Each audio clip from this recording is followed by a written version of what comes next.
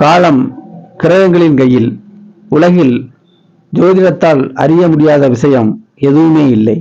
அன்புடன் உங்கள் அஸ்ட்ரோ சாய் செல்வம், மதுரை.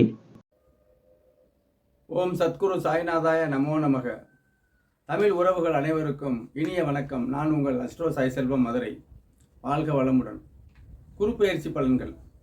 இயற்கை சுபக்கிரகமான குரு பகவான் மே மாதம் 1ஆம் தேதி மேசராசியிலிருந்து ரிஷப ராசிக்கு மாற்றமாய் வர இருக்கிறார்.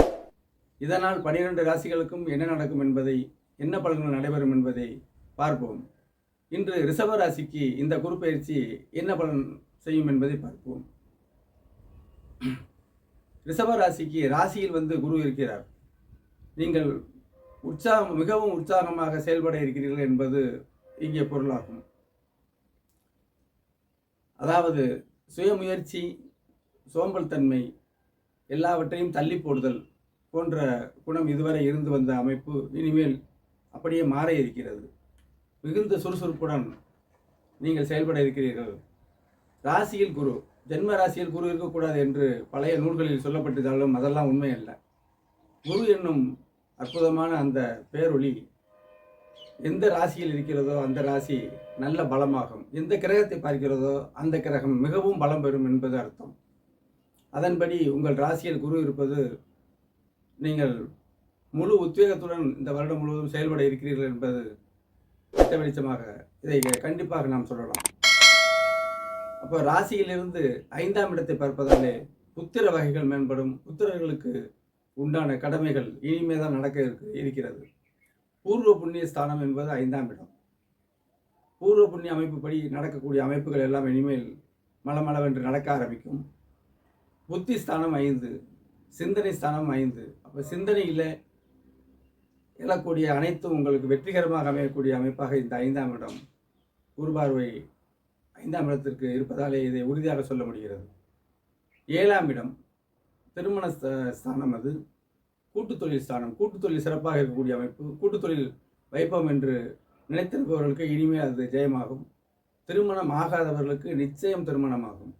7ஆம் இடத்தை குரு பார்ப்பதாலே கண்டிப்பாக உங்கள் ஜாதகத்தில் தசாபுத்திகள் அதுக்கு தோதாக வரும் பொழுது கண்டிப்பான முறையிலே தடையின்றி இங்கே திருமண அமைப்பு நடக்கும். 7ஆம் இடம் கூட்டு தொழிலை சொல்லக்கூடியதை சொன்னேன். அதே மாதிரி திருமண அமைப்பு கண்டிப்பாக நடக்கும்.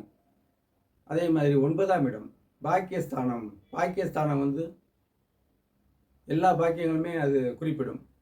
பாக்கியங்கள், நம்ம செய்யக்கூடிய செயல்களாக விழக்கூடிய பாக்கியங்கள் அனைத்தையும் குரு பார்ப்பதாலே பாக்கியஸ்தான நாடுகள், குறிப்பாக தந்தையார் வழி, தந்தை சொத்துக்கள், அவர்களால் நமக்கு லாபங்கள் அனைத்தும் நடக்கும். பூர்வீகத்தில் உள்ள வீடுகளை கட்டிக்கொள்ளலாம். அங்கே உள்ள வீடுகள் விற்பனையாகி நமக்கு அது பயன் தரும் அமைப்பை கண்டிப்பாக இது கொடுக்கும். 9ஆம் இடம் இறையருள் ஸ்தானம். தெய்வீக காரியங்கள் கண்டிப்பாக நடக்கும். இதுவரை தெய்வ வழிபாடுகளுக்கு நீங்கள் நினைத்திருந்து தடையுடன் இருந்த அமைப்பு இனிமேல் கண்டிப்பாக நீங்க போகிறது. தெய்வ வழிபாடுகள் சிறப்பாக இருக்கும். கண்டிப்பாக தெய்வ அருள் நிச்சயம் உங்களுக்கு உண்டு. பரிபூர்ணமாக இந்த வருடம் கண்டிப்பாக உண்டு. ஆக இந்த இருப்பதிலேயே முக்கியமான 2 திரிகோணஸ்தானம், 5ஆம் இடத்தையும் 9ஆம் இடத்தையும், அதாவது பஞ்சமஸ்தானத்தையும் பாக்கியஸ்தானத்தையும் குரு பகவான் பார்ப்பதால் இரண்டுமே உங்களுக்கு இதுதான் மிக முக்கியமான ஸ்தானம். 5ஆம் இடம் பூர்வ புண்ணியத்தை குறிக்கக்கூடியது, 9ஆம் இடம் பாக்கியத்தை குறிக்கக்கூடியது. இரண்டுமே இறையொரு ஸ்தானம் தான். அப்போ இரண்டையுமே குரு பகவான் பலப்படுத்துகிறார். திருமண ஸ்தானமும் கண்டிப்பாக நடக்கும். நீங்கள் உற்சாகமாக இருக்கக்கூடிய அமைப்பு. சிறு ஆரோக்கிய குறைவாக இதுவரை இருந்து வந்தவர்களுக்கு அதெல்லாம் நீங்கக்கூடிய அமைப்பாக இருக்கிறது. உங்கள் ஊரில் உள்ள சிவாலயங்களுக்கு கண்டிப்பான முறையில் வியாழக்கிழமை சென்று குரு பகவானை ஆராதியுங்கள். நெய்விளக்கேற்றி வழிபடுங்கள். மஞ்சள் ஆடைகள் அவருக்கு சாற்றி, மஞ்சள் புஷ்பங்கள் சாற்றி வழிபடுங்கள். மஞ்சள் இனிப்பு, லட்டு, பூந்தி போன்ற பொருட்களை நிவேதனம் செய்து அருகில் இருப்பவர்களுக்கு கொடுங்கள்.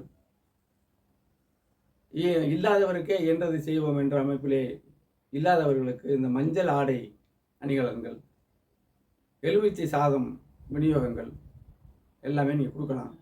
நீங்களே மஞ்சள் ஆடைகளை, கர்ச்சீப்பு, மஞ்சள் சட்டைகள், இந்த மாதிரி இதுகளை யூஸ் பண்ணிக்கலாம்.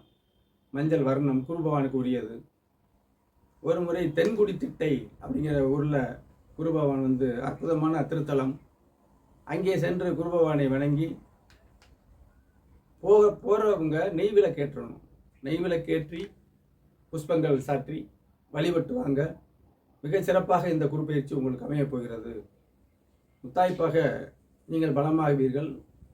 உங்களுடைய சிந்தனை நன்றாக வேலை செய்யும். சிந்தனை தான் எல்லாத்துக்கும் அடிப்படைங்கிற அமைப்பில் அது வேலை செய்யும். குழந்தைகளுக்கு நடக்கக்கூடிய காரியங்கள் கண்டிப்பாக நடக்கும். திருமணம் கண்டிப்பாக நடக்கும். பாக்கியங்கள், தந்தையார் வழி சொத்துக்கள் கண்டிப்பாக இந்த வருடம் உங்களுக்கு நடக்கும் என்று கூறி வாழ்த்துகிறேன்.